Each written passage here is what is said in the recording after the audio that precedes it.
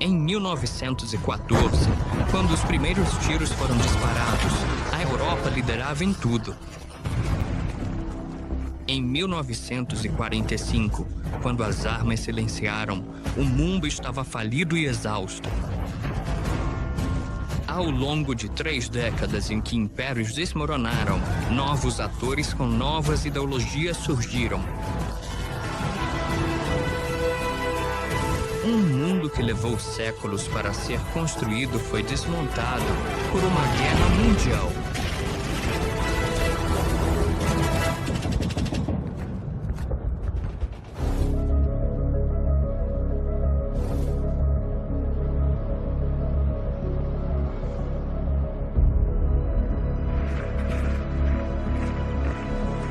Em 3 de novembro de 1943, a diretriz número 51 do Führer alertou: um perigo maior agora aparece no oeste, um desembarque anglo-saxão.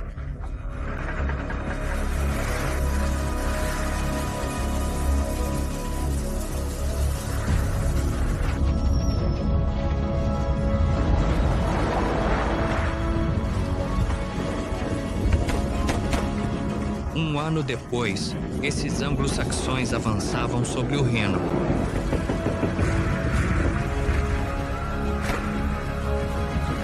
O exército soviético havia rompido o grupo de exércitos centro.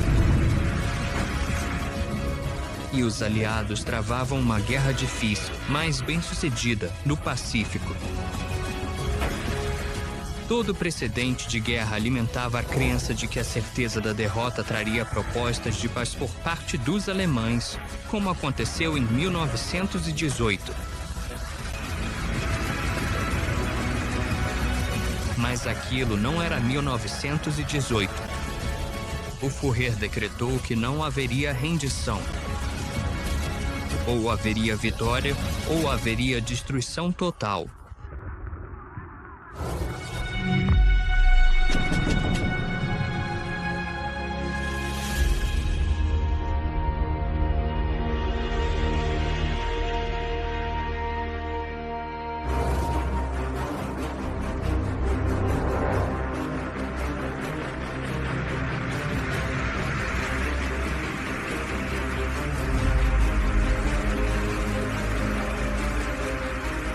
A Operação Husky colocou 115 mil britânicos e 66 mil soldados americanos em terra na Sicília para enfrentar mais de 300 mil tropas do eixo. Sabia-se que o regime de Mussolini estava vacilando, e durante a batalha na Sicília, o próprio Mussolini foi deposto. O eixo estava desmoronando. 2 semanas após o desembarque, o Grande Conselho Fascista votou por 19-8 pela remoção de Mussolini.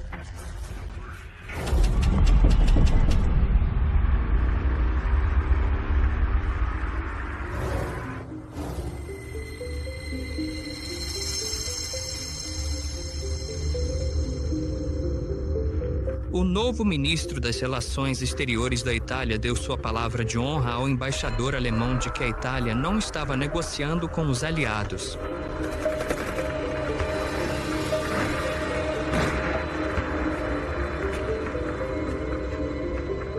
Mas, com Mussolini fora de cena, os italianos sabiam que a dominação aliada era iminente. O governo que substituiu Mussolini estava tentando sair do eixo, fazer o que fosse possível para chegar a um acordo com os aliados em circunstâncias extremamente difíceis. Naquela época, os aliados estavam pressionando a Itália por meio do bombardeio estratégico do território italiano.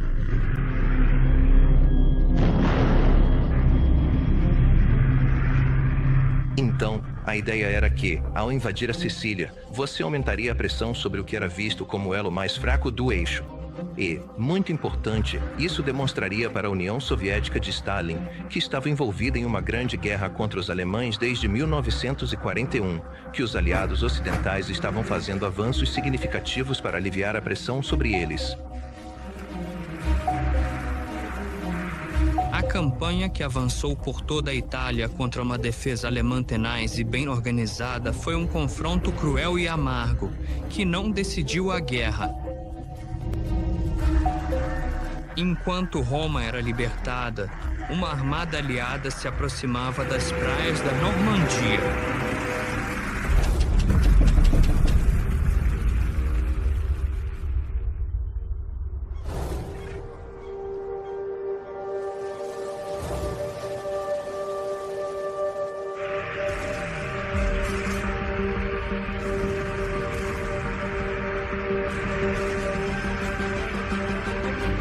A Operação Overlord combinaria os esforços de 8.000 aeronaves, 1.200 navios de guerra e quase 3 milhões de homens para desembarcar 133.000 soldados, com seus tanques e veículos, em um trecho de 80 quilômetros da costa da Normandia em um único dia. Na época da Operação Overlord, o efeito da Luftwaffe já havia sido varrido dos céus da Europa Ocidental. Os aliados tinham supremacia aérea total. No final do dia 5 de junho, Dwight Eisenhower, comandante supremo dos aliados, deu sinal verde. "Espero em Deus que eu saiba o que estou fazendo", ele disse. Embora os alemães tenham sido bastante inovadores nos estágios iniciais da Segunda Guerra Mundial em termos militares, com o uso de tanques e força aérea, nas fases posteriores da guerra eles voltaram ao estilo de combate da Primeira Guerra Mundial, em posições estáticas, e o Muro do Atlântico é um símbolo disso. Antes do dia D, a propaganda nazista dizia ao povo alemão e aos militares que essa seria a batalha decisiva da guerra. A Alemanha havia sofrido muitas derrotas na frente oriental, mas ainda tinha esperança de que, se conseguissem repelir uma invasão dos aliados na Europa Ocidental, poderiam realocar suas forças e então voltar a atacar a União Soviética. No entanto, rapidamente fica claro, após o dia 6 de junho de 1944, que os alemães estão simplesmente em menor número e com menos poder de fogo na Batalha da Normandia. No dia 9 de junho, enquanto os aliados consolidavam a cabeça de praia na Normandia, Stalin disse ao primeiro-ministro britânico: "Amanhã, começamos a primeira ofensiva na frente de Leningrado." A União Soviética, que esteve tão perto da derrota em 1941, estava prestes a expulsar o invasor de seu território. O preço que ela pagou foi imenso. A vingança soviética seria terrível.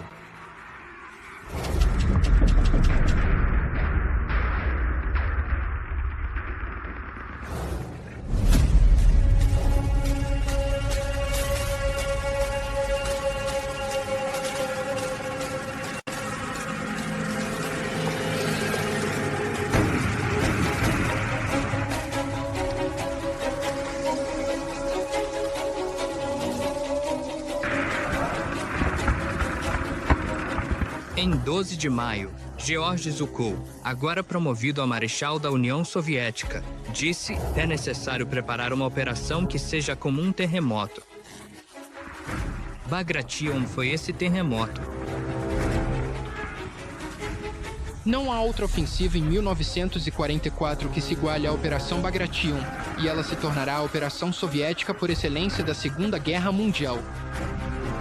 E isso se deve em parte ao fato de que a arte operacional para os soviéticos não começa realmente com a batalha, mas sim com algo chamado maskirovka, que significa engano ou camuflagem, e os alemães não fazem ideia do que está por vir. Em 22 de junho, a Operação Bagration lançou 166 divisões soviéticas contra 37 divisões alemãs e simplesmente pulverizou o centro alemão. E isso levou ao colapso do grupo de exército centro-alemão. Os alemães perdem centenas de milhares de homens, seja mortos ou feitos prisioneiros pelos soviéticos. Em meados de agosto, as forças soviéticas estavam posicionadas na linha dos rios Vístula e Nareu. Engenheiros lançaram cabeças de ponte do outro lado, e ali a situação ficou congelada por 5 meses. Algo em torno de 57 mil prisioneiros de guerra do Grupo de Exército Centro são levados para Moscou e depois desfilados pelas ruas. Há 19 generais alemães, mais de 1.000 oficiais e em muitos casos, a primeira vez que os moscovitas comuns têm a oportunidade de sentar e assistir aos alemães, derrotados, sujos, desfilando por sua cidade.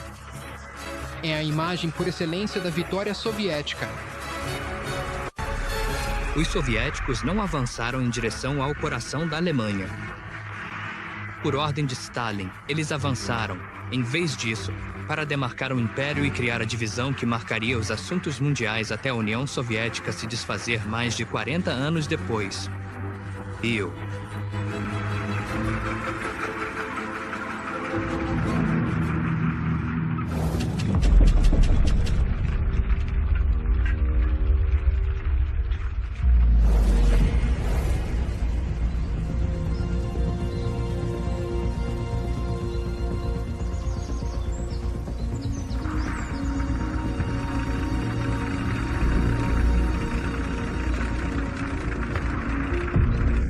Tomei uma decisão importante.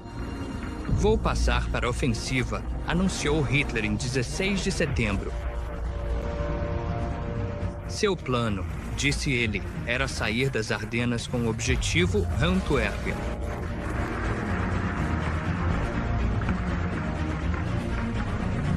Na manhã de 16 de dezembro, a linha de frente de 145 quilômetros era mantida por 4 divisões americanas, com uma divisão blindada inexperiente em apoio.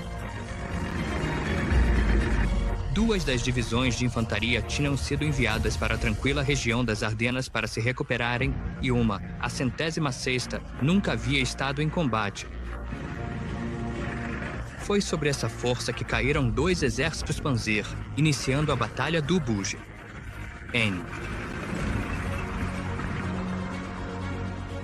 Situação em que nos encontramos agora, disse Jodo, chefe do Estado-Maior de Operações, não podemos hesitar em arriscar tudo em uma única cartada. Os alemães confiaram no mau tempo para minar a superioridade aérea dos aliados, e conseguiram. Mas o tempo abriu, e os americanos entraram em ação.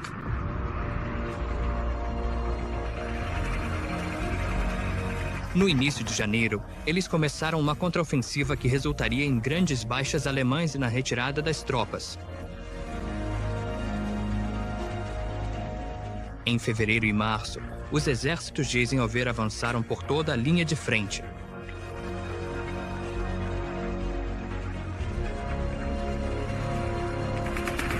No final da primeira semana de março, apenas o rio Reno impedia que eles invadissem o território alemão.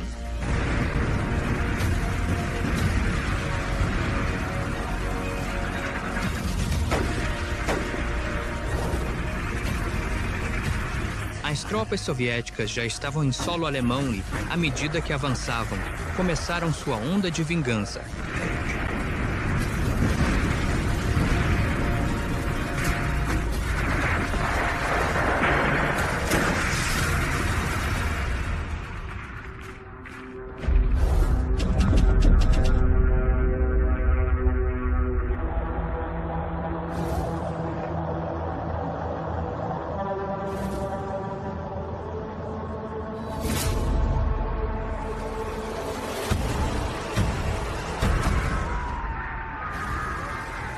A maré estava virando, e a popularidade de Hitler, que por muito tempo prevaleceu em toda a Alemanha, estava desmoronando. No início de 1945, o apoio ao Führer e ao partido nazista existia apenas entre os mais fanáticos. A violência e a intimidação amedrontavam as pessoas que viam seus vizinhos pendurados em postes de luz com placas penduradas no pescoço.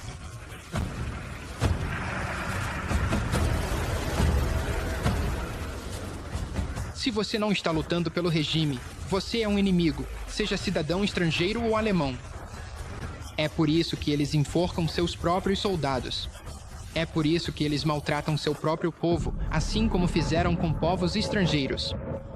Isso revela a natureza do nacionalsocialismo e o tipo de exército que Hitler forjou após 13 anos no poder. Sentimento compartilhado de cumplicidade no crime era outro fator que mantinha coesa a estrutura de poder nazista.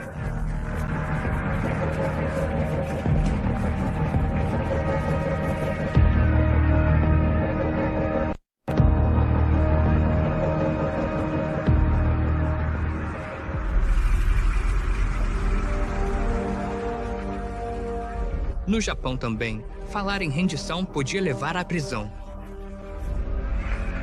Em 1945, mais de 400 pessoas foram presas lá sob suspeita de favorecer negociações de paz. Já no outono de Saipan, em julho de 1944, fica bastante claro, naquele momento, que a guerra está perdida. E, de fato, havia vários almirantes em Tóquio dizendo exatamente isso, que a guerra estava perdida.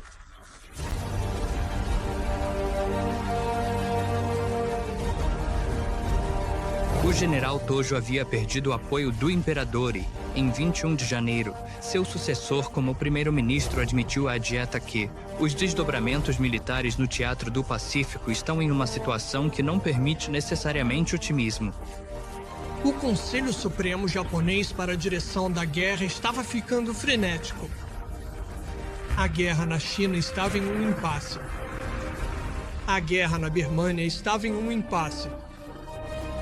E a guerra no Pacífico, eles estavam perdendo. Eles estavam sendo derrotados por grandes ofensivas navais no Pacífico Central, Sul e Sudoeste.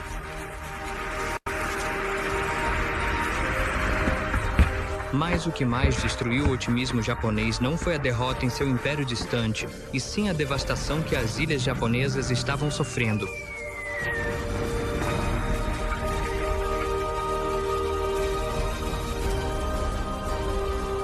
A população japonesa estava passando fome, e a situação deles estava prestes a ficar muito, muito pior.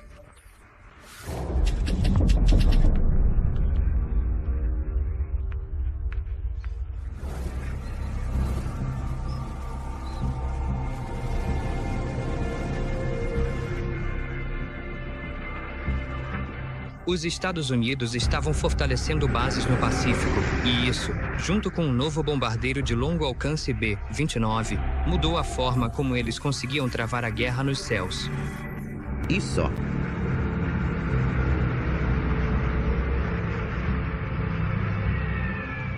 Foi em 1944 que os americanos conseguiram bases que podiam usar de forma eficaz nas Ilhas Marianas para atacar o Japão.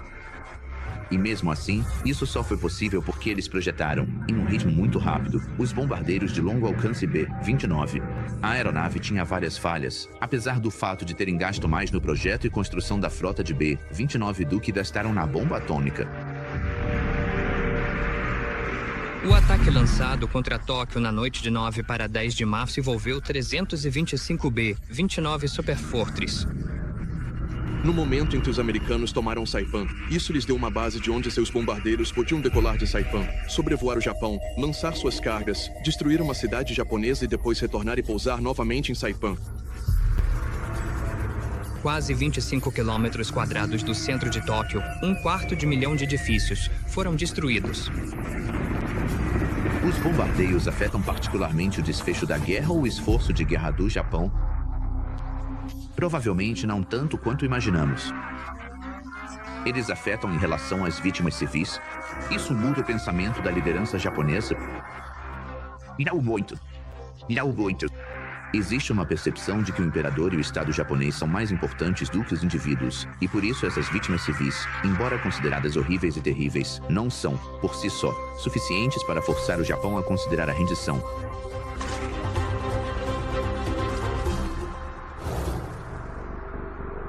Enquanto os Estados Unidos bombardeavam alvos japoneses, os britânicos retribuíam o favor na Alemanha.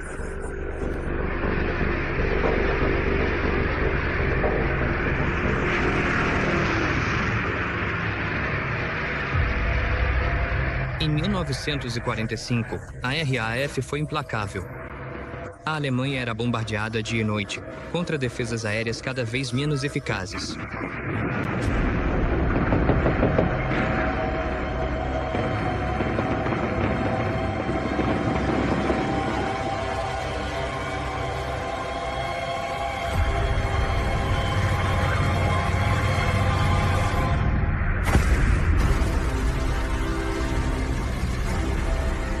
Metade dos civis alemães mortos em ataques aéreos perderam a vida nos últimos 4 meses da guerra.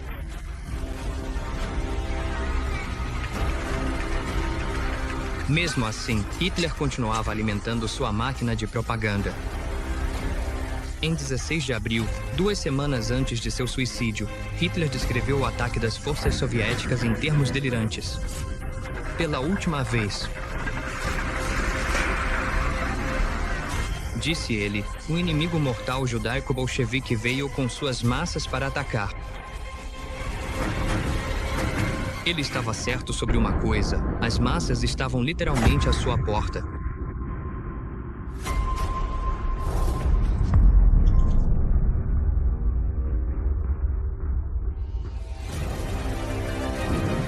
No início de 1945, as forças soviéticas marchavam pelo leste. Em meados de abril, os aliados avançavam pelo oeste, capturando prisioneiros a uma taxa de 50.000 por dia. Muitos se entregavam aos aliados para evitar serem capturados pelo Exército Vermelho, que até 25 de abril já havia cercado Berlim. O fracasso alemão na União Soviética é um reflexo de sua arrogância. Não se trata apenas de uma guerra e dos erros militares que são abundantes ao longo desse conflito, mas também de uma dimensão política que precisamos considerar. O erro de cálculo, toda a ideia de os conceitos exagerados do que seria possível no leste. Sobre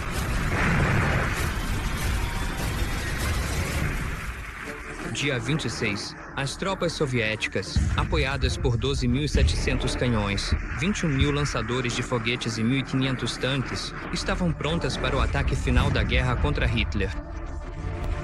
No dia 27, a área de Berlim ainda sob controle alemão tinha apenas 16 quilômetros de comprimento e menos de 5 quilômetros de largura. E Hitler? Ele estava escondido com sua companheira Eva Braun no Führerbunker em Berlim e já estava no subsolo há meses. No dia 29 de abril, com Berlim por um fio, Adolf Hitler ditou seu testamento final e se casou com Eva Braun. No dia 30 de abril, Hitler almoçou, envenenou seu cachorro e depois tirou a própria vida. Mas houve vários outros fatores em abril que, na minha opinião, o convenceram totalmente de que a única saída era tirar a própria vida.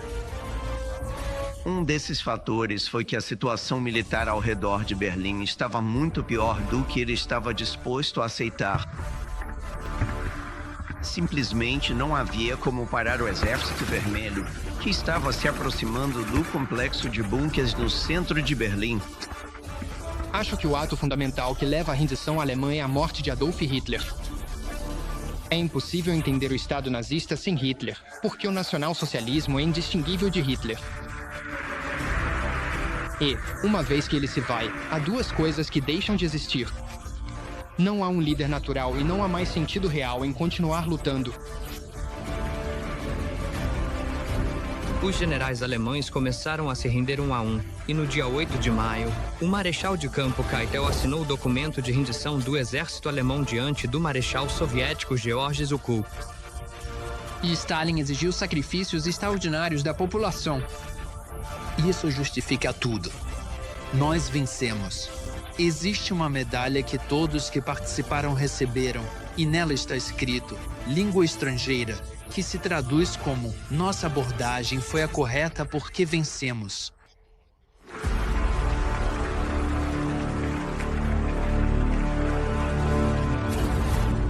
No dia 9, Hermann Goering foi capturado por membros do 7º Exército dos Estados Unidos. A guerra, embora não os combates, na Europa havia terminado.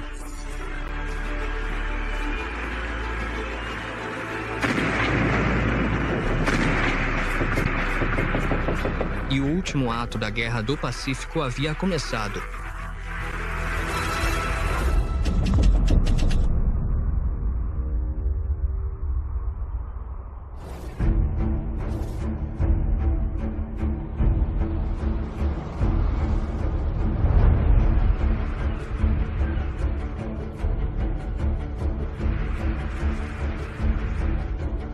No final de 1944, o almirante King, chefe das operações navais dos Estados Unidos, reuniu-se com seus colegas em São Francisco. Eles concordaram em fazer de Okinawa o principal alvo para desembarques anfíbios no ano seguinte. Para estabelecer a superioridade aérea, também foi acordado que uma ilha próxima, muito menor, deveria ser tomada.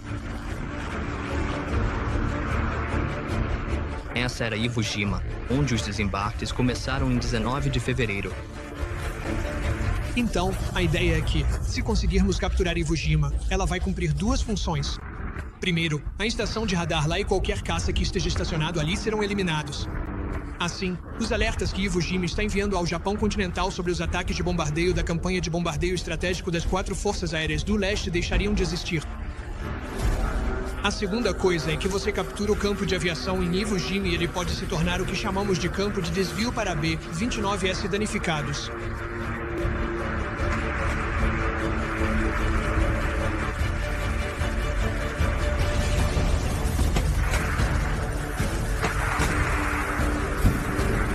Bem, terço dos que desembarcaram foi ferido ou morto. Dos que os enfrentaram, 21.000 japoneses foram mortos quase até o último homem. Ainda há pessoas discutindo se realmente precisávamos tomar a ilha ou não, se poderíamos ter evitado todas essas baixas.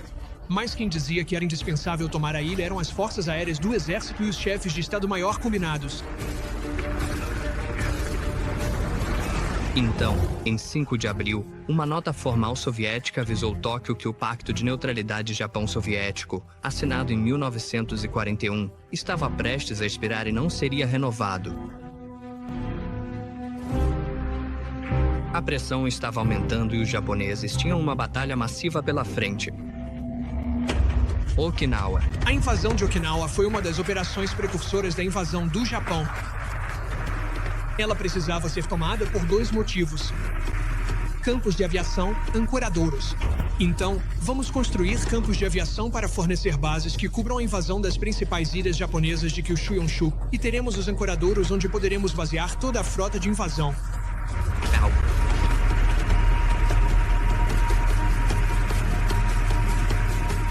Anoitecer, mais de 60.000 americanos já estavam em terra. A resistência foi pequena, as baixas foram poucas e a linha defensiva havia sido estabelecida no interior da ilha.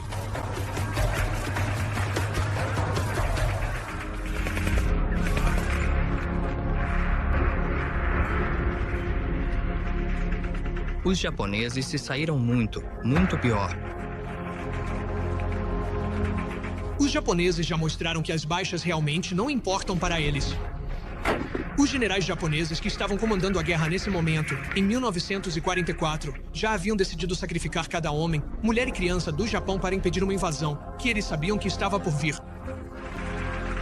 Okinawa, controlada pelo Japão desde 1895, era defendida pelo poderoso 32º Exército do general Ushijima Mitsuru, com 100.000 homens. Mas quando a batalha terminou, ele cometeu suicídio. Praticamente todo o seu comando, assim como dezenas de milhares de civis okinavanos, estavam mortos. A decisão japonesa de defendê-la foi uma campanha de batalha decisiva. Vamos derrotar os americanos em uma campanha tão sangrenta em Okinawa, com kamikazes e defesas em terra, que os americanos vão perceber que isso é difícil demais. Mas apesar das enormes perdas de ambos os lados, os Estados Unidos não estavam recuando.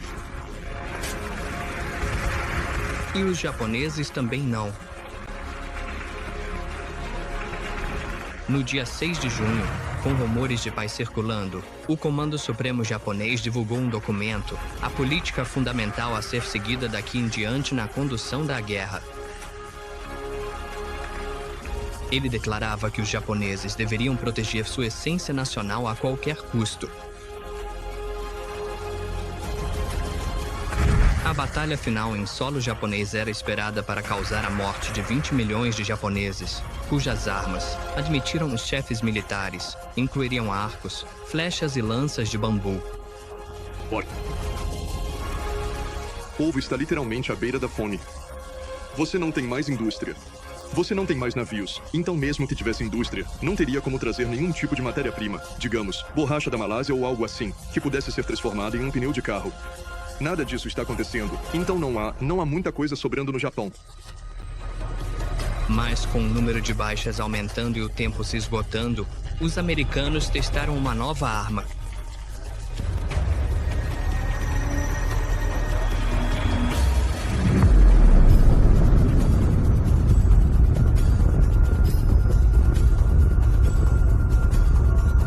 Uma nova era de guerra estava prestes a começar.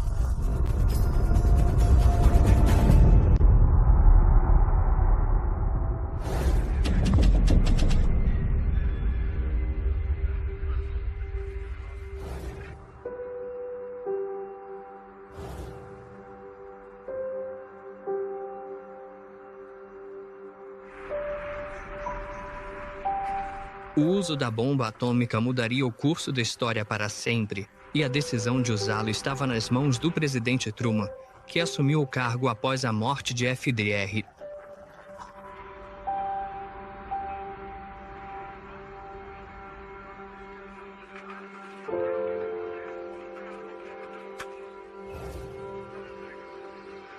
Truman acreditava que a bomba traria um fim rápido à guerra.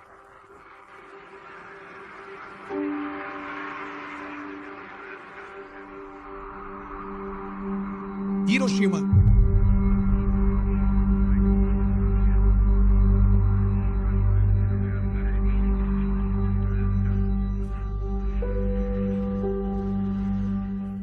É escolhida porque é um alvo militar. É o centro de onde os japoneses vão comandar e controlar a invasão do Japão.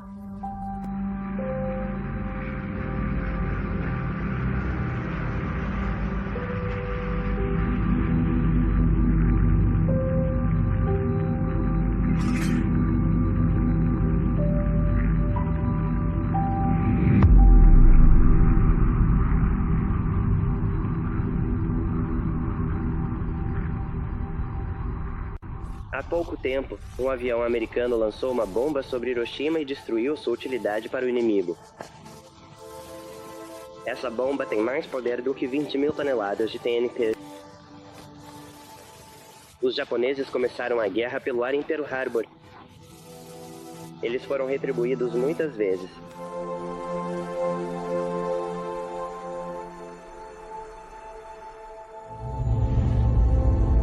Se incluirmos as mortes por radiação, um número combinado de 160 a 200 mil é um total plausível de mortes causadas pelo bombardeio de Hiroshima.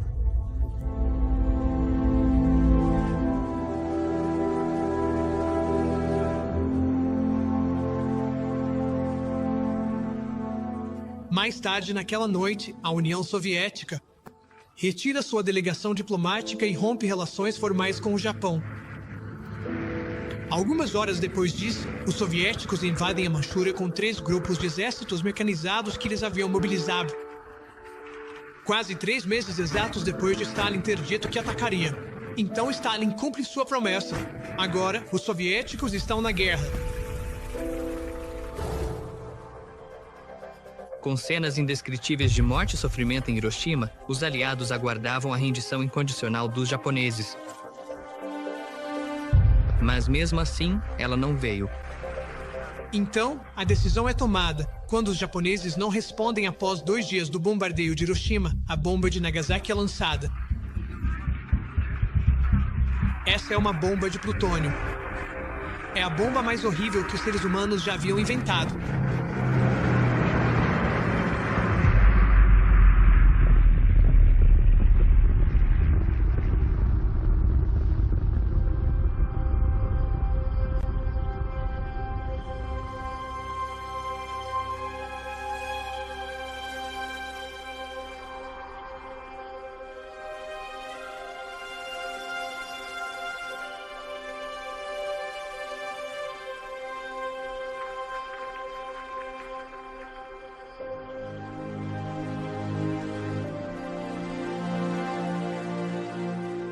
Essa ação atroz teve a resposta necessária.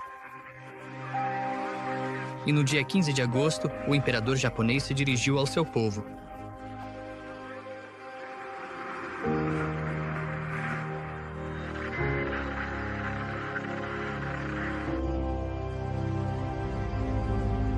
Sua voz, que a maioria dos japoneses nunca tinha ouvido, disse aos ouvintes: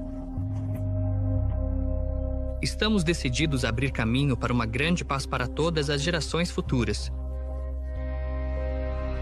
Suportando o insuportável e sofrendo o que é insuportável.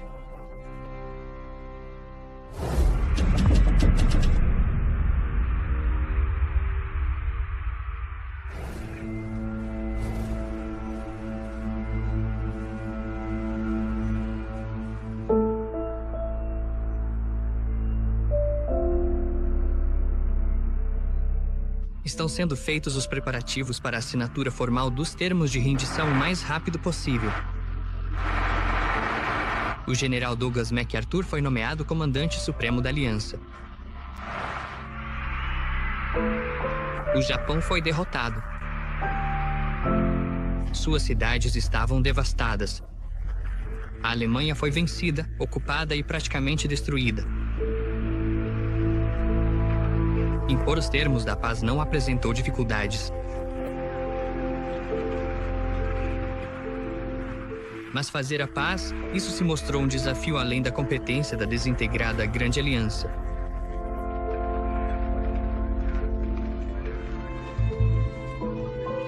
Países que haviam sido libertados procuraram bodes expiatórios e distorções. Alguns ainda fazem isso. Alguns indivíduos tiveram que carregar uma culpa especial. E, em vez da cláusula de culpa de guerra que causou tanta mágoa em 1919, enfrentaram julgamentos por crimes de guerra. Os afeclas de Hitler vieram primeiro. 10 foram enforcados e Hermann Goering cometeu suicídio.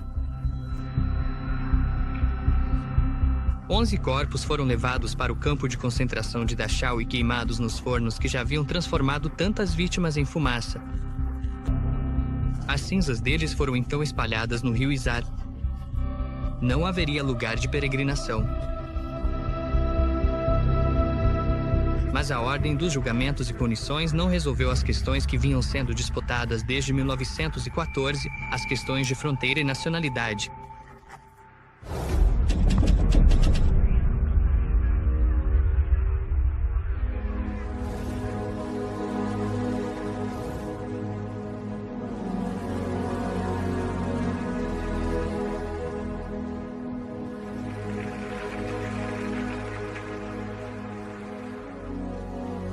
Os pacificadores de 1919 traçaram novas fronteiras para substituir as dos regimes imperiais colapsados, na esperança de satisfazer as divisões étnicas do continente. Os pacificadores de 1945, em sua maioria, ficaram satisfeitos em deixar as fronteiras como estavam e resolver o desafio das minorias étnicas por meio da redistribuição forçada de pessoas. Aproximadamente 10 milhões de alemães fugiram ou foram expulsos da Europa Oriental para os territórios alemães. Em alguns casos, eles foram expulsos. Também de territórios que, até a Segunda Guerra Mundial, eram alemães, mas que agora estavam sendo tirados da Alemanha para serem entregues à Rússia ou à Polônia. Ao final da guerra, havia 60 milhões de pessoas deslocadas, desarraigadas por políticas nazistas, decisões dos aliados ou ações do governo soviético. Foi esse redesenho maciço das populações da Europa, e ele ocorreu pelas mãos dos novos governos comunistas e socialistas da Europa Oriental, mas com total conhecimento e aceitação da Grã-Bretanha e dos Estados Unidos.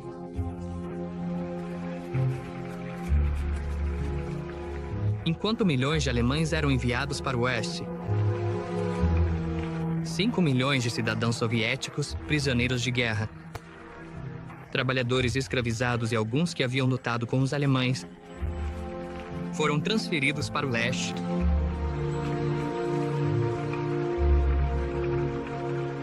Com a cerimônia de rendição japonesa a bordo do USS Missouri mal terminada,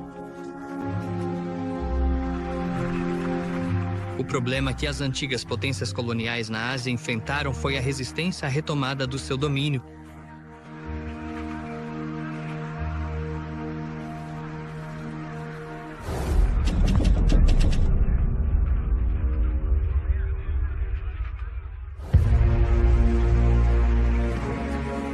A Europa queria, de alguma forma, voltar ao normal, mas na Ásia, nada seria como antes. E o Império, que antes estava no centro do poder imperial na Europa, diminuiria quase que imediatamente. A guerra do Japão no Sudeste Asiático, além do fato de que os japoneses removeram fisicamente os holandeses e os franceses de suas colônias, havia uma aura de poder que as autoridades coloniais britânicas, holandesas e francesas mantiveram por décadas, e os japoneses destruíram essa aura de poder e invencibilidade. A propaganda de guerra enfatizava ideias como uma Ásia para os asiáticos. E os movimentos de independência em todo o Sudeste Asiático abraçaram esses conceitos com muito entusiasmo. Em 1945, apesar do que as elites francesas e britânicas continuavam acreditando, elas já não estavam mais em posição de manter seus territórios coloniais na região do Oriente Médio. Logo, a partir de 1943, começamos a ver uma onda de movimentos de independência para os Estados-nação da região. Em 16 de agosto de 1945, um dia após o imperador japonês ordenar que seus súditos depusessem as armas, foi formado um governo provisório em Hanoi, liderado por um revolucionário chamado Ninh Tê-Tan, que adotou o nome Ho Chi Minh, aquele que ilumina.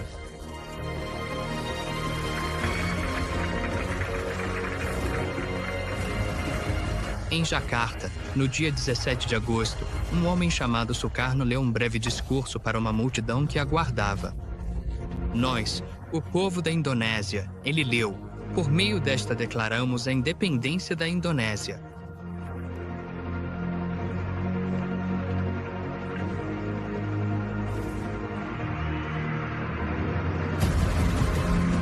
Na Índia, alguns minutos antes da meia-noite de 14 de agosto de 1947, o primeiro-ministro designado se levantou no parlamento.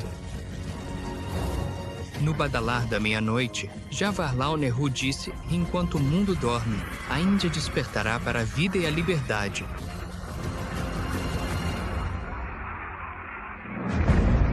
E países do Oriente Médio estavam seguindo o exemplo de seus vizinhos asiáticos.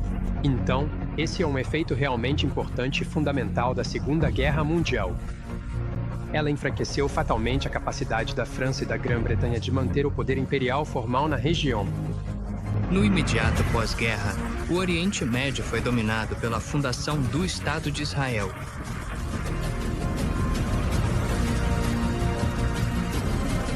A Grã-Bretanha, incapaz e sem vontade de promover mais mudanças, recorreu às recém-formadas Nações Unidas. A ONU, por sua vez, decidiu tentar criar um Estado que seria binacional, e isso provocou uma explosão de guerra civil entre os sionistas e o movimento nacionalista palestino em 1948. E essa guerra civil imediatamente se transformou em uma guerra internacional quando as nações árabes se juntaram ao lado do movimento nacionalista palestino. Os sionistas foram bem-sucedidos nessa guerra em 1948 e criaram o Estado de Israel. Então, a derrota árabe em 1948 não teve consequências apenas para os palestinos, mas também teve grandes consequências para os países árabes que se envolveram e foram derrotados pelas forças israelenses nessa guerra. De certo modo, se você olhar para o longo curso da história, todos os caminhos levam à Segunda Guerra Mundial, e todos os caminhos partem dela. Ainda vivemos em um mundo no qual os caminhos partem da Segunda Guerra Mundial, seja na forma como pensamos a política internacional, seja na maneira como encaramos questões de racismo e nacionalidade. Por exemplo, todo o nosso vocabulário político foi, de certa forma, moldado por aquela época. Os problemas iniciais que surgiram com países recém-criados, novas fronteiras e novos líderes persistiriam bem na segunda metade do século XX. E, ao redor do mundo, as pessoas começaram a tarefa gigantesca de reconstruir suas vidas. A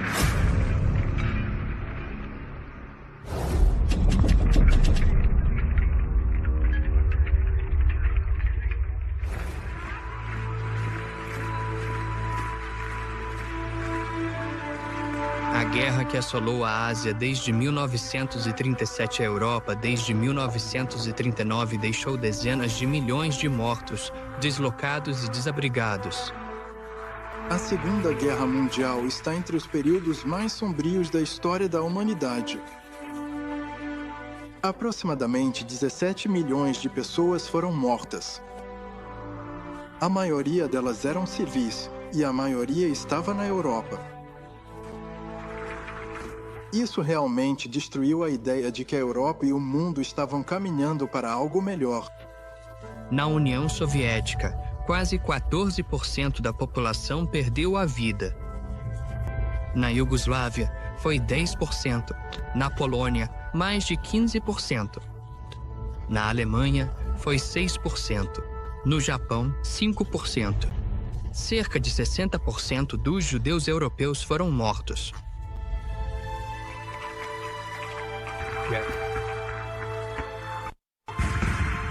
O ponto principal é a fragilidade da civilização e a facilidade com que ela pode se perder, pode desaparecer e leva uma eternidade para reconstruir algo. É muito fácil destruir, derrubar alguma coisa. É muito mais difícil reconstruir.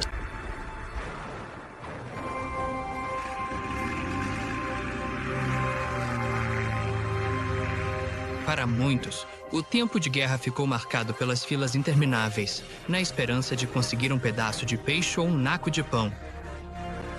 Significava cartas de soldados e o dia em que as cartas paravam de chegar.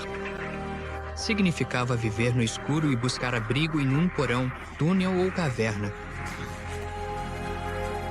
Significava mendigos nas ruas, cegos ou sem membros, e valentões de camisas coloridas ou uniformes engomados marchando pela rua.